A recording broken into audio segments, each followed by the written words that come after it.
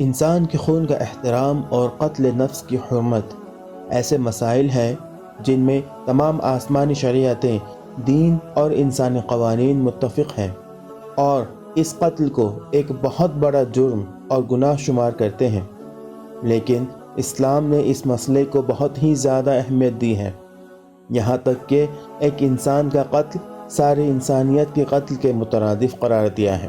یہ بات بڑے اطمینان سے کہی جا سکتی ہے کہ خون، جان اور انسان کے مقام کا احترام جو اسلام میں ہے، کسی اور دین و آئین میں موجود نہیں ہے۔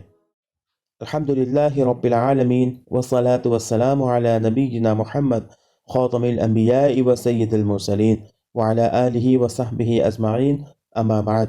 السلام علیکم ورحمۃ اللہ وبرکاتہ۔ میں محمد عامر سورہ بنی اسرائیل کی تفسیر کی سیریز لے کر حاضر ہو چکا ہوں۔ آج انشاءاللہ تعالی آیت نمبر 33 کی تفسیر ہم پڑھیں گے۔ آئیے تفسیر کا آغاز کرتے ہیں قرآن کی تلاوت سے۔ اعوذ باللہ من الشیطان الرجیم، بسم اللہ الرحمن الرحیم۔ ولا تقتلوا النفس التي حرم الله إلا بالحق ومن قتل مظلوما فقد جعلنا لوليه سلطانا فلا يسرف في القتل إنه كان منصورا۔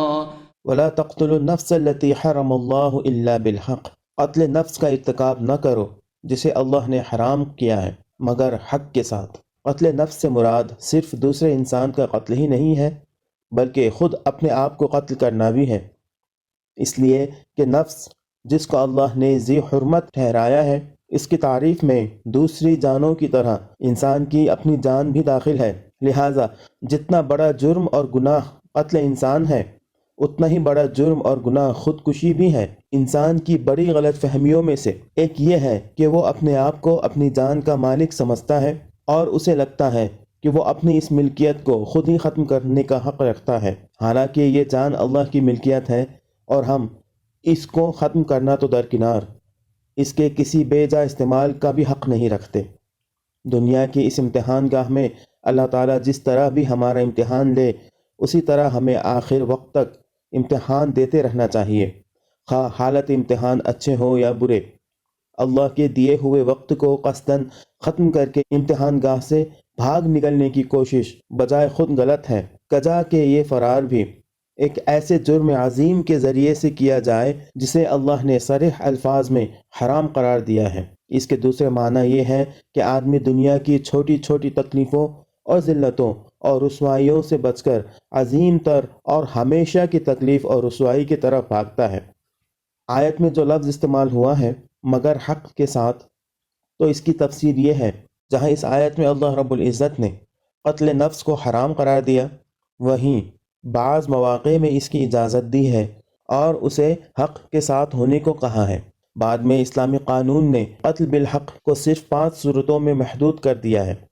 ایک، قتل عمد کے مجرم سے قصاص، دوسرے، دین حق کے راستے میں مزاحمت کرنے والوں سے جنگ، تیسرے، اسلامی نظام حکومت کو الٹنے کی سعی کرنے والوں کو سزا، چوتھے، شادی شدہ مرد یا عورت کو ارتکاب زنا کی سزا، پانچویں، ارتداد کی سزا۔ صرف یہی 5 صورتیں ہیں جن میں انسانی جان کی حرمت ختم کر دی جاتی ہے اور اسے قتل کرنا جائز ہو جاتا ہے۔ وَمَنْ قُتِلَ مَظْلُومًا فَقَدْ جَعَلْنَا لِوَلِيِّهِ سُلْطَانًا، اور جو شخص مظلومانہ قتل کیا گیا ہو اس کے ولی کو ہم نے قصاص کے مطالبے کا حق عطا کیا ہے۔ اصل لفظ ہے اس کے ولی کو ہم نے سلطان عطا کیا ہے۔ سلطان سے مراد یہاں حجت ہے جس کی بنا پر وہ قصاص کا مطالبہ کر سکتا ہے۔ اس سے اسلامی قانون کا یہ اصول نکلتا ہے کہ قتل کے مقدمے میں اصل مدعی حکومت نہیں بلکہ مقتول کے قریبی لوگ ہیں، اور وہ قاتل کو معاف کرنے اور قصاص کے بجائے خوں بہا لینے پر راضی ہو سکتے ہیں۔ فلا یسرف فی القتل، بس چاہیے کہ وہ قتل میں حد سے نہ گزرے، یعنی کہ قتل میں حد سے گزرنے کی متعدد صورتیں ہو سکتی ہیں اور وہ سب ممنوع ہیں، مثلا جوش انتقام میں مجرم کے علاوہ دوسروں کو قتل کرنا، یا مجرم کو عذاب دے دے کر مارنا، یا مار دینے کے بعد اس کی لاش پر غصہ نکالنا، یا خون بہا لینے کے بعد پھر اسے قتل کرنا وغیرہ۔ انہ کان منصورا، اس کی مدد کی جائے گی۔ چونکہ اس وقت تک اسلامی حکومت قائم نہ ہوئی تھی، اس لیے اس بات کو نہیں کھولا گیا کہ اس کی مدد کون کرے گا۔ بعد میں جب اسلامی حکومت قائم ہو گئی تو یہ طے کر دیا گیا کہ اس کی مدد کرنا اس کے قبیلے یا اس کے حلیفوں کا کام نہیں، بلکہ اسلامی حکومت اور اس کے نظام عدالت کا کام ہے۔ کوئی شخص یا گروہ بطور خود قتل کا انتقام لینے کا حق نہیں رکھتا، بلکہ یہ منصب اسلامی حکومت کا ہے کہ حصول انصاف کے لیے اس سے مدد مانگی جائے۔ آج کے لیے اتنا ہی۔ اللہ رب العزت سے دعا ہے کہ اللہ تعالی ہمیں اس آیت کو پڑھنے، سمجھنے اور اس پر عمل کرنے کی توفیق عطا فرمائے۔ آمین۔ وآخر دعوانا ان الحمد للہ رب العالمین۔ السلام علیکم ورحمۃ اللہ وبرکاتہ۔